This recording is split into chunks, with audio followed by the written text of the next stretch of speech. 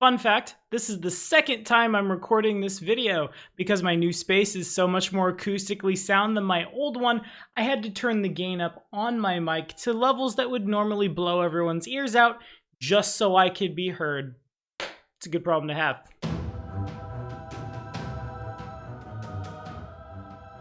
What's going on, guys? My name is Tommy. Welcome back to the channel. Oh gosh, I'm so sorry. Her name is Jormungandr. Welcome to another episode of Min-Maxing for Fun and Profit. Welcome to the first non-Let's Play video occurring in my new studio. It's still a work in progress. We're getting there. There's a little baby wall up there that I want to put shelving on and then do this with my webcam.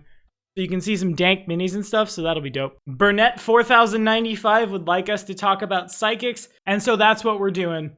Mind Affecting 101, here we go.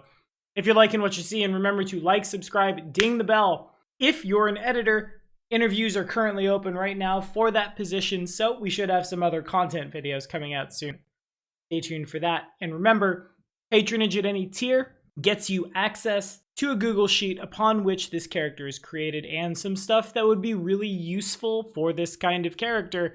We'll talk about that next week, though. Anyway, today, this episode of Min-Maxing for Fun and Profit truly was brought to you in part by, well, all of you. For this new space that I'm in, thank you so much. Never did I ever think I would be able to have the kinds of things that I have, let alone play Dungeons and Dragons on the internet for money.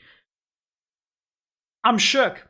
I'm shook, y'all. I really am. And truly, all of you are amazing. Go grab my energy drink. Cheers. Here we go.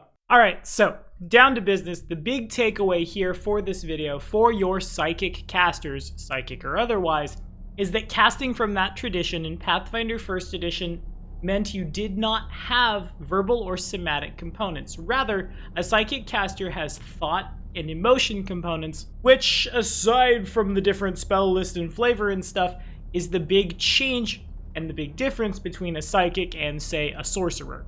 The upside to this is that a psychic can thus cast while pinned, paralyzed, or under the effect of some really clutch tech we'll talk about at the end of the video.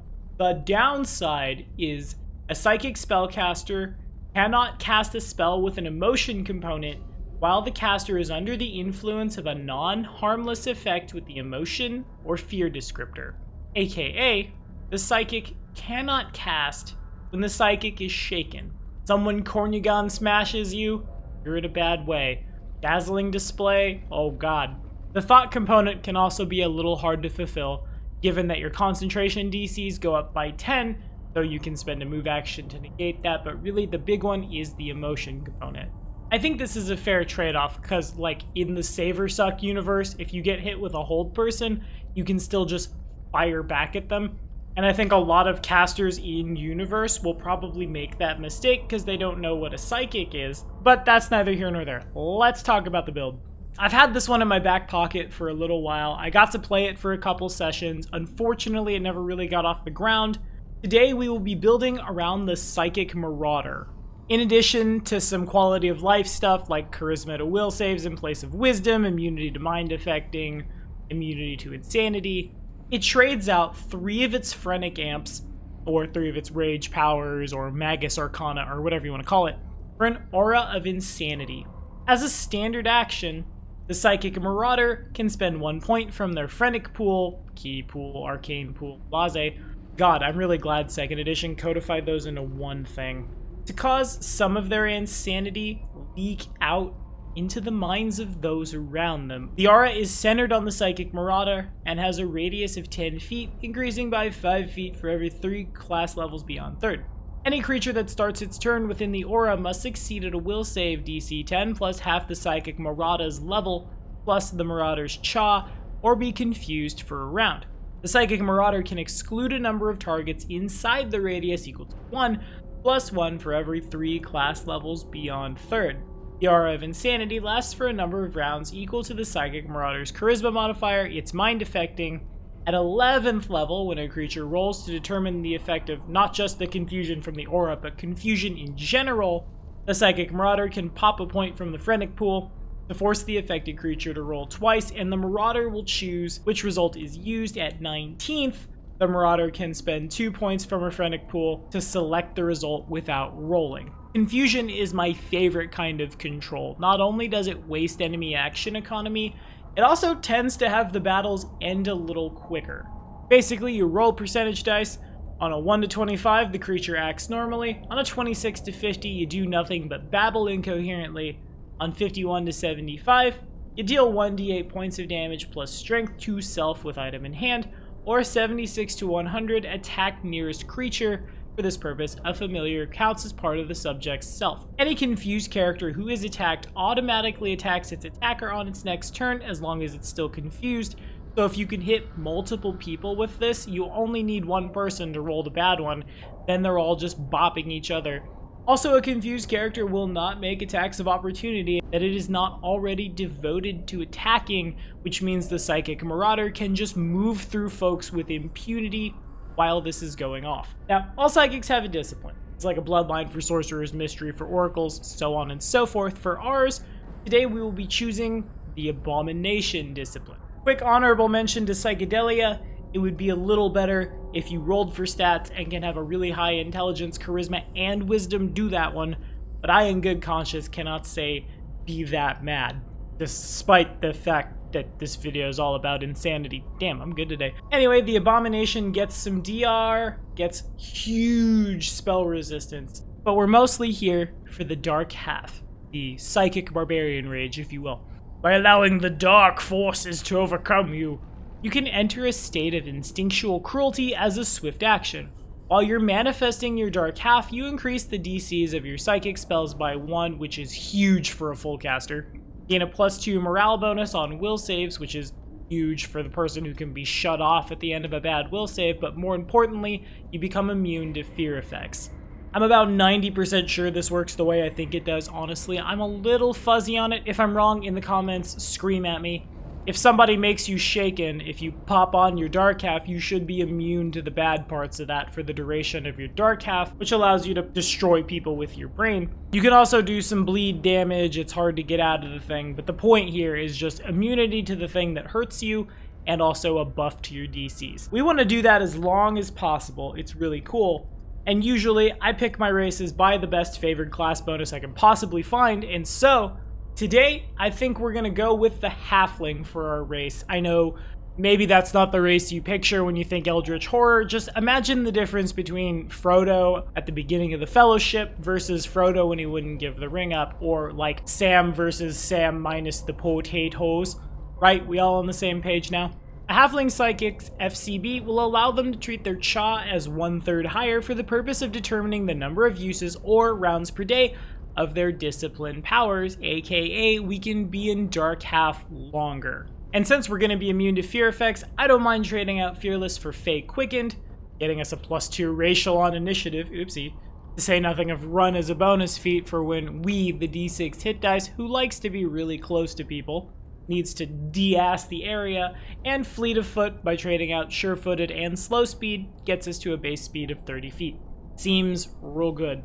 To say nothing of the fact that as a small creature, you get that buff to stealth, which will really come in handy when you want to duck under a table, picture everyone beating the crap out of each other and watch it happen, or better yet, when you're stealing from Farmer Maggot's crop once again and you've broke line of sight because he can't find you through the cornfield, and he and his bloodhound are chasing you through that field, and you'd really just rather they beat each other to death.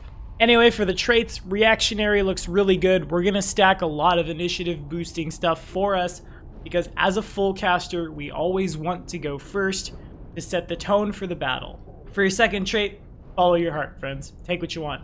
For our stat priority, prioritize your intelligence. You will need it for your casting stat, then charisma. You will need it for your crazy stat, then con so you don't die, then dex so you can dodge. Wisdom's a little less important in this one, given that we're going to be using charisma instead of wisdom for our will save, and strength is a dump if I ever saw it. Jump to 7. Now let's talk some feats, shall we? I haven't really talked about this one a whole heck of a lot, but we'll talk about it here. First up at level 1, we'll take Noble Scion, choosing the War variant for charisma to initiative in place of dexterity. I think we all see the theme. At level 3, As soon as we have Aura of Insanity, we'll grab Ability Focus, Aura of Insanity, so as to kick up our DC by 2, then Logical Spell. Logical Spell is the only meta magic feat we'll be taking that's not like on a rod, and whether or not you need like Thranotic Spell is kind of campaign specific, so I don't necessarily want to highlight it, but Logical Spell at +1 spell level says you can cast a spell without the emotion component.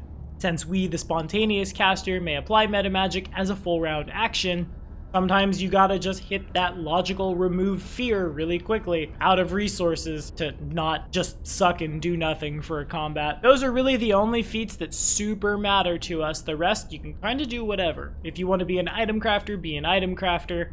If you, in my case, would like a full hit dice animal companion, nature soul, animal ally boon companion looks great on everyone. Especially us, because not only does that give us something that can carry us around the battlefield, it also gives us something that can protect us, because again, we want to be pretty close to the action to get people caught in the aura. Something with a really big reach and a whippy tail will disincentivize the things that want to hit you from coming after you, or at least hurt them for doing so. Just remember to leave enough room in the selection of folks you don't want to make crazy to include your animal companion. Because let me tell you, friends, there's nothing worse than charging into battle on the back of a saber-toothed tiger, only to have that saber-toothed tiger suddenly have its brain turned to catnip and it starts rolling around on the ground, or, God forbid, tries to eat you. That would be worse. Also, if your GM wants to vomit zombies at you, so all of your mind-affecting stuff is shut down, and, you know, we talked about why that's not the most fair thing to do for GMs. Follow this card right up here.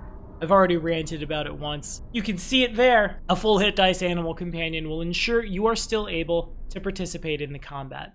Take improved initiative next, go first, get it done. Then expanded Phrenic Pool for 2 extra points in the pool. Now, unlike extra bardic performance, extra rage, so on and so forth, this one doesn't have the language that says you can take it multiple times for more value. I'm gonna go ahead and say that was an oversight, and we're gonna take it 3 times, because we're burning through the Phrenic Pool for value in this build. For the Phrenic Amps we do get to keep that aren't being replaced with an aura of crazy, Focused Force is first, to increase the damage die of force spells you cast by 1 step, because nothing's better than a 1d6 +1 magic missile at level 1, except maybe at slightly higher levels, a 3d6 +2 toppling magic missile thrown around. It's just really good. Honestly, you could make a whole psychic build around just throwing force at people. Not today. Next up, Psycho Feedback will allow us to spend 2 points from our Phrenic Pool to sacrifice a linked spell of 2nd level or higher. Doing so grants that psychic a +1 enhancement bonus to Strength, Dex, or Con per level of the sacrifice spell, which lasts for a minute per psychic level. Basically, this makes us a transmuter. Also, again, you, the squishy little D6, wants to be up close and personal, and that could go south for you really quickly. Being able to quickly pad out your hit points might save your life. If nothing else, at late gameplay when you've got all these low-level spell slots you're not using, it saves you money on a belt to just pop those real quick and have a bigger dex and bigger con than you did when you went into the combat. Lastly, Synaptic Shock. The psychic manipulates an enemy's mind with brute force, causing mental harm beyond that done beyond her linked spell. Fun! She can spend 1 point from her Phrenic Pool when casting a mind-affecting linked spell to select one of the spell's targets. If the target is affected by the linked spell, the target is confused for a round after the duration of the spell expires, or immediately if the spell is instantaneous, like if you mind thrust somebody, for example.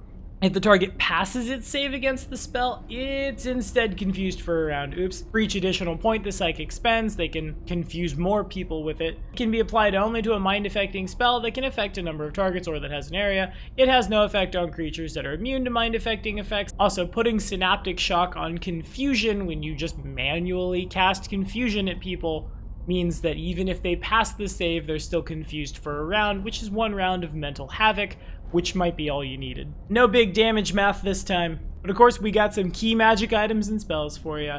As always, you're gonna want that big 6, follow this card right up here if you don't know what that is, and all the meta magic rods you can get your hands on, as well as Rune Stones of Power for extra spells per day. But on top of that, if we can pick up a bunch of spell lattices, it would go really far for us. A spell lattice is a block of transparent crystal internally etched with a three-dimensional representation of a spell. The spell is chosen when the item is created. The contained spell determines the school of the lattice's aura. When a spell lattice is wielded by a spontaneous spellcaster, hey, it's us, who has the spell contained within it, or on her class spell list, she can use her spell slots to cast that spell as if it were one of her spells known. Basically, this is just like spellbook stuff for us. It's a little more expensive, but hey, value is as value does. Speaking of value, let's talk some spells real quick. We already talked about Remove Fear. I'm not necessarily going to highlight it, but I will say you being invisible as you're running around making people's brains divide by 0 seems like just straight up value town to me.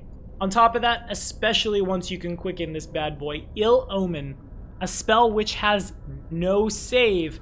On the next d20 roll the target makes, it must roll twice and take the less favorable result. For every 5 caster levels you have, the target must roll twice on an additional d20 roll, to a maximum of 5 rolls at 20th. Super good, even if you have a witch in the party to misfortune. Because again, there's no save. A target who can speak and has at least 1 free hand, and who is aware of the spell and its effects, can negate 1 reroll by spending a move action to utter a brief prayer or good luck charm. Lots of creatures will not be able to do this. Even if a creature does, they've wasted their move action.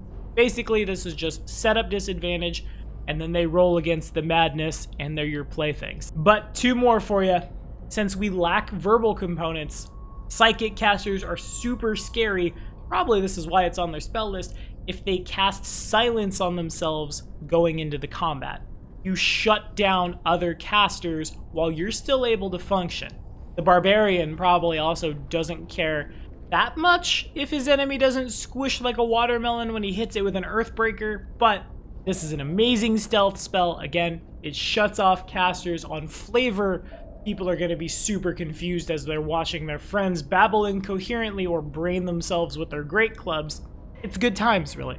A spell that's normally pretty good tech with just strict upside for us, as well as gaseous form, because we don't have any somatic components. Hide in the wall, float in the air, gain a boatload of resistances, and still be able to cast.